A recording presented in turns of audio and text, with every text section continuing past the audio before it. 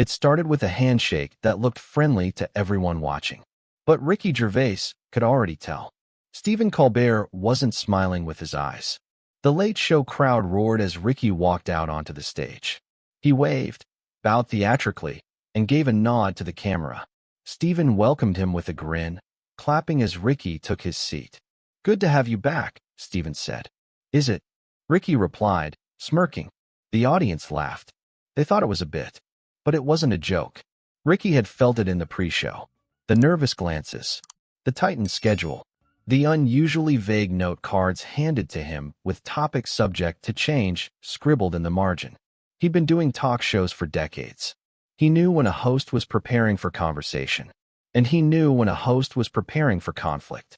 Stephen shuffled his cards, eyes glancing down. "So, let's talk about your new stand-up special," he said. "It's got some people talking." "Great," Ricky said. "That's usually what happens when you say something out loud." Polite laughter. Stephen leaned in. "You've said some things about religion, about politics, about identity. Some would call it offensive. What do you say to those critics?" Ricky smiled. "I say good. If nobody's offended, I probably said nothing." The crowd chuckled, but it was cautious now. Not everyone was laughing. Stephen paused, choosing his next line carefully. "Don't you think, especially in times like these, there's a difference between honesty and cruelty?" Ricky tilted his head. "And who decides which is which?" "You." There was a flicker in Stephen's expression, just a flash of something sharper beneath the surface. Ricky saw it, and he didn't back down. "I make jokes," he said. "You talk to puppets. We've all got our roles." The audience gasped, then laughed nervously. Stephen forced a smile. "You're saying there's no line?" "There's always a line," Ricky said. "And the best comedy dances on it. Yours tends to walk around it holding a safety permit." The studio air shifted. Even the camera operators leaned in, sensing the mood change. Stephen exhaled through his nose. "Do you think that kind of attitude still works? Being contrarian for the sake of it?" "No," Ricky said. "But luckily that's not what I'm doing. Isn't it?" The question hung in the air longer than it should have. Ricky didn't answer right away. He looked out toward the crowd, not scanning, just still. Then he said it. "I think what bothers you, Stephen, is that I don't ask for permission, and you don't speak unless it's already been approved." The room went silent. The band leader looked down. The producers froze just off stage. This wasn't supposed to happen. Not with two professionals. Not with the cameras rolling. Not on a Thursday night with advertisers lined up for the next segment. But it was happening. Stephen glanced at the cue cards again. He skipped the next question. Too sharp. Too risky. He pivoted. "Let's talk about your writing process." But Ricky wasn't moving on. "My writing process is simple," he said. "I think for myself. Then I write. Then I take responsibility." Stephen shifted in his seat. "And if the public disagrees?" "Then they're free to." "That's it." Ricky nodded. "That's it. That's called being an adult." The crowd stirred. There were no jokes in that line, just a quiet truth. And in that moment, both men knew something had changed, not just in the interview, but in how it would be remembered. The commercial break was longer than usual. Neither man spoke. Ricky sat calmly in his chair, sipping from the water mug on the side table.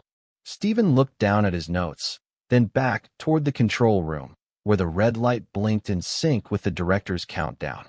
The cameras rolled again. "Welcome back," Stephen said.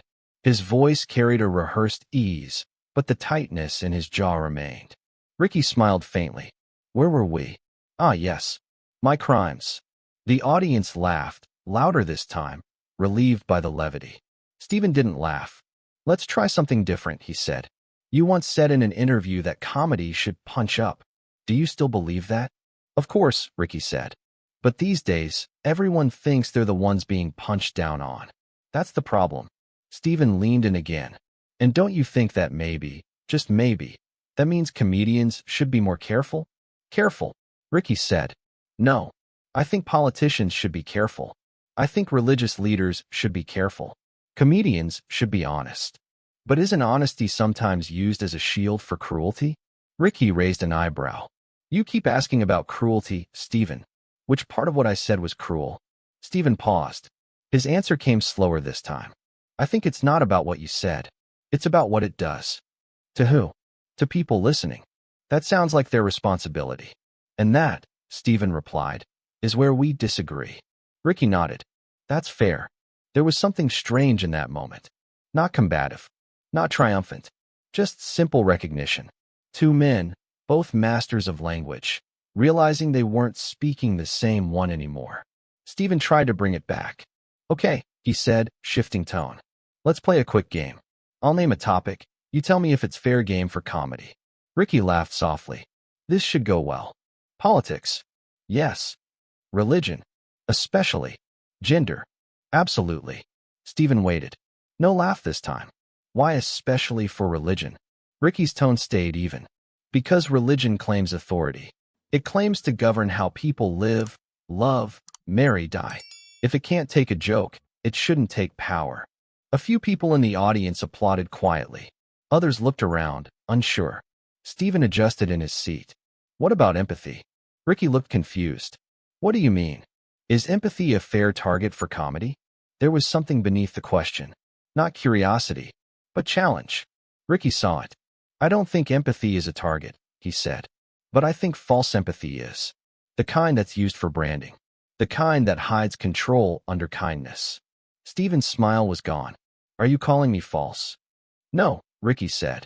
I'm saying you work in a system where real empathy can't survive without permission.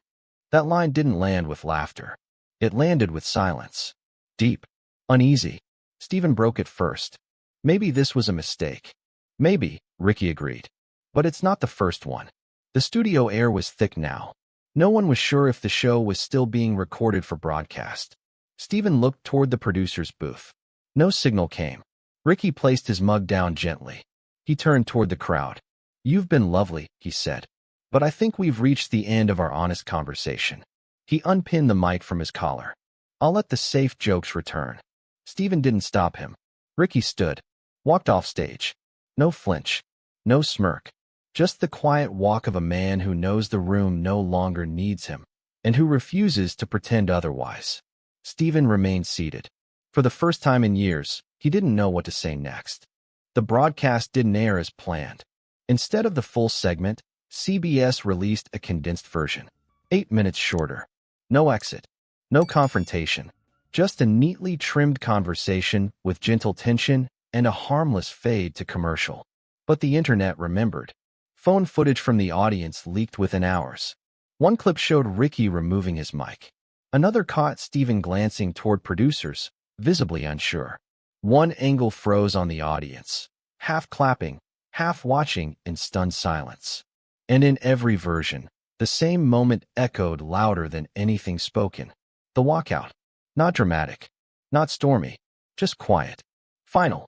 Unbothered. The kind of exit that doesn't try to prove a point. The kind that becomes the point. Within 48 hours, late-night writers, cultural critics, and comedians were picking sides. Some defended Stephen, praising restraint.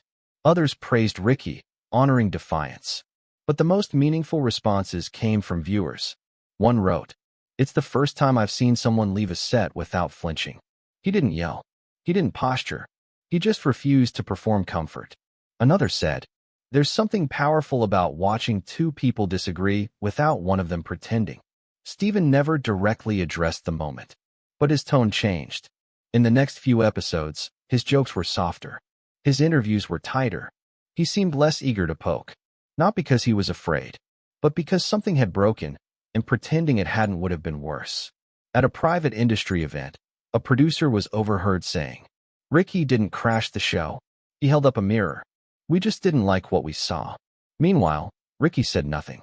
He returned to London, finished his next script, donated quietly to a hospital near his old neighborhood, and booked no more talk show appearances.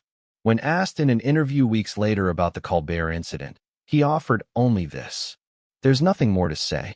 Some rooms echo. Some rooms absorb. You know which one you're in pretty quickly. It wasn't a burn. It was just the truth. And that's what made it hurt more." Over time, the moment stopped trending, but it never quite disappeared. Clips still surfaced in commentary videos. Lines still made their way into essays. Young comedians studied it frame by frame, not for performance lessons, but for permission. permission to leave the room when the rules no longer serve the truth. And that, in the end, was the legacy of the clash. Not the silence afterward, but the silence during. The kind that says more than the words ever could.